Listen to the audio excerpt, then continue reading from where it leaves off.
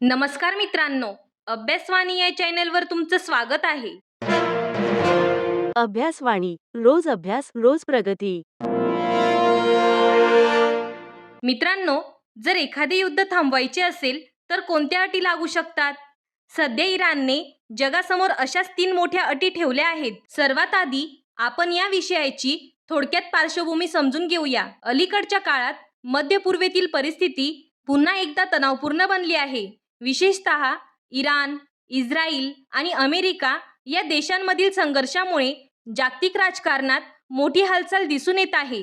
काही दिवसांपूर्वी झालेल्या हवाई हल्ले, क्षेपणास्त्र हल्ले आणि लष्करी कारवाया यामुळे या प्रदेशात परिस्थिती अधिकच गंभीर झाली. याचा परिणाम केवळ त्या प्रदेशापुरता मर्यादित राहिला नाही, तर संपूर्ण जगावर त्याचा परिणाम होताना दिसतो. उदाहरणार्थ, जर मध्य पूर्वेत युद्धजन्य परिस्थिती निर्माण झाली तर त्याचा परिणाम जागतिक तेल पुरवठ्यावर, आंतरराष्ट्रीय व्यापारावर आणि जागतिक अर्थव्यवस्थेवर होऊ शकतो. भारतासारखे देशांसाठी तर हा विषय अधिक महत्त्वाचा ठरतो, कारण भारत मोठ्या प्रमाणावर मध्य पूर्वेतून कच्चे तेल आयात करतो. याच पार्श्वभूमीवर इराणने एक महत्त्वाची भूमिका मांडली आहे. इराणचे म्हणणे असे आहे की जर हा संघर्ष थांबवायचा असेल तर काही महत्त्वाच्या अटी पूर्ण झाल्या पाहिजेत आणि म्हणूनच इराणने युद्ध थांबवण्यासाठी 3 महत्त्वाच्या अटी जाहीर केल्या आहेत. आता आपण पुढे या 3 अटी नेमक्या काय आहेत हे एक एक करून समजून घेऊ.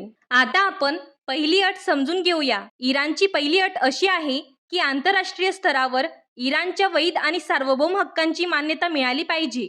तर बघा, प्रत्येक देशाला आंतरराष्ट्रीय कायद्यानुसार काही मूलभूत अधिकार दिलेले असतात. उदाहरणार्थ, स्वतःची सुरक्षा व्यवस्था मजबूत करणे, ऊर्जा कार्यक्रम विकसित करणे आणि स्वतःच्या देशाच्या हितासाठी धोरणात्मक निर्णय घेणे हे त्या देशाचे सार्वभौम अधिकार मानले जातात.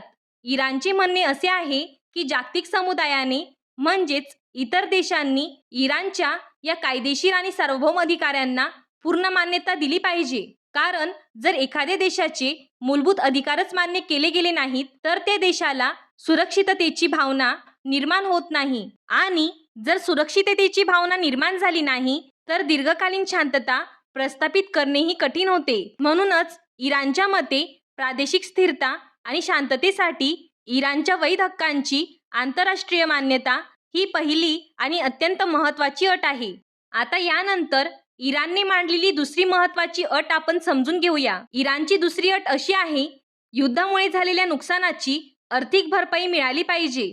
मित्रांनो, कोणतेही युद्ध झाले की त्यामध्ये फक्त लष्करी नुकसान होत नाही, तर त्याचा परिणाम संपूर्ण देशाच्या अर्थव्यवस्थेवर आणि पायाभूत सुविधांवर होतो. उदाहरणार्थ, युद्धाच्या काळात अनेक वेळा शहरांवर हल्ले होतात, उद्योगधंदे बंद पडतात, रस्ते, पूल आणि इमारतींचे मोठ्या प्रमाणात नुकसान होते. म्हणजेच देशाची पायाभूत रचना, इन्फ्रास्ट्रक्चर मोठ्या प्रमाणात उद्ध्वस्त होते. अशा परिस्थितीत त्या देशाला पुन्हा उभे राहण्यासाठी मोठ्या प्रमाणात आर्थिक संसाधनांची गरज असते. म्हणूनच इराणचे म्हणणे असे आहे, युद्धामुळे झालेल्या या विध्वंसाची योग्य आर्थिक भरपाई मिळाली पाहिजे, जेणेकरून देशाच्या पुनर्बांधणीसाठी आवश्यक निधी उपलब्ध होईल. इराणच्या मते ही भरपाई केवळ नुकसान भरून काढण्यासाठी नाही, तर देशाच्या पुनर्विकासासाठी आणि स्थैर्यासाठी देखील अत्यंत आवश्यक आहे. म्हणूनच युद्धातील नुकसानाची आर्थिक भरपाई ही इराणने मांडलेली दुसरी महत्त्वाची अट आहे. आपण आतापर्यंत 2 महत्त्वाच्या अटी समजून घेतल्या. पहिली अट होती इराणच्या वैध आणि सार्वभौम हक्कांना आंतरराष्ट्रीय स्तरावर मान्यता मिळणे आणि दुसरी अट होती युद्धामुळे झालेल्या नुकसानाची आर्थिक भरपाई मिळणे. पण इराणच्या मते फक्त या 2 अटी पूर्ण झाल्या तरीही दीर्घकालीन शांतता प्रस्थापित होईलच असे नाही आणि याच कारणामुळे इराणने तिसरी आणि अत्यंत महत्त्वाची अट मांडली आहे. ती म्हणजे भविष्यात इराणवर पुन्हा अशा प्रकारचे हल्ले होणार नाहीत याची ठोस आंतरराष्ट्रीय हमी दिली पाहिजे. तर बघा मित्रांनो, अनेक वेळा आपण पाहतो की युद्ध थांबते किंवा काही काळासाठी युद्धविराम घोषित केला जातो, पण जर त्यामागे ठोस आंतरराष्ट्रीय करार किंवा हमी नसेल तर काही काळानंतर पुन्हा संघर्ष सुरू होण्याची शक्यता निर्माण होते. म्हणूनच इराणचे म्हणणे असे आहे की केवळ तात्पुरता युद्धविराम पुरेसा नाही. यासाठी आंतरराष्ट्रीय पातळीवर ठोस करार, जागतिक संस्थांची हमी आणि भविष्यातील हल्ले रोखण्यासाठी स्पष्ट सुरक्षा व्यवस्था असणे आवश्यक आहे. उदाहरणार्थ, जर भविष्यात पुन्हा हल्ले झाले तर संपूर्ण प्रदेशात पुन्हा अस्थिरता निर्माण होऊ शकते. म्हणूनच इराणच्या मते भविष्यातील हल्ल्यांविरोधात ठोस, विश्वासार्ह आंतरराष्ट्रीय हमी मिळणे ही तिसरी आणि अत्यंत महत्त्वाची अट आहे. आता प्रश्न असा आहे, या युद्धाचा परिणाम फक्त मध्य पूर्वेपुरता मर्यादित राहतो का? नाही. या संघर्षामुळे तेलाच्या किमती वाढल्या, जागतिक बाजार अस्थिर झाला आणि अनेक देशांच्या अर्थव्यवस्थेवर परिणाम झाला. उदाहरणार्थ, जर मध्य पूर्वेतील तेल पुरवठ्यावर परिणाम झाला तर भारतासारख्या तेल आयात करणाऱ्या देशांवरही त्याचा परिणाम होतो. तर बघा मित्रांनो, आता आपण इराणने मांडलेल्या या तीनही अटी समजून घेतल्या. पहिली अट होती इराणच्या वैध आणि सार्वभौम हक्कांची आंतरराष्ट्रीय मान्यता. दुसरी अट होती युद्धामुळे झालेल्या नुकसानाची आर्थिक भरपाई. आणि तिसरी अट होती भविष्यातील हल्ल्यांविरोधात ठोस आंतरराष्ट्रीय हमी. आता इथे एक महत्त्वाचा प्रश्न निर्माण होतो.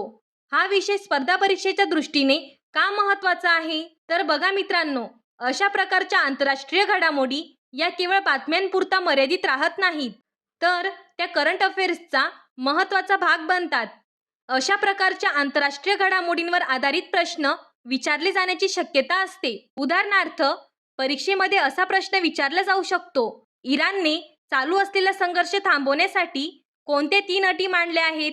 किंवा कधी कधी हा विषय इंटरनॅशनल रिलेशन्स किंवा इकॉनॉमी या संदर्भातही विचारला जाऊ शकतो. म्हणूनच विद्यार्थ्यांनी फक्त बातमी वाचून न थांबता त्यामागील पार्श्वभूमी, कारणे आणि परिणाम हे देखील समजून घेणे अत्यंत महत्त्वाचे आहे. आणि म्हणूनच हा विषय current affairs, international relations, economy या तिन्ही दृष्टीने महत्त्वाचा ठरतो. जर तुम्हाला हा व्हिडिओ उपयुक्त वाटला असेल तर चॅनलला लाईक, शेअर आणि सबस्क्राईब करा. अभ्यासवाणी म्हणजे कन्सेप्ट बेस्ड लर्निंग. थँक्यू. अभ्यासवाणी, रोज अभ्यास, रोज प्रगती.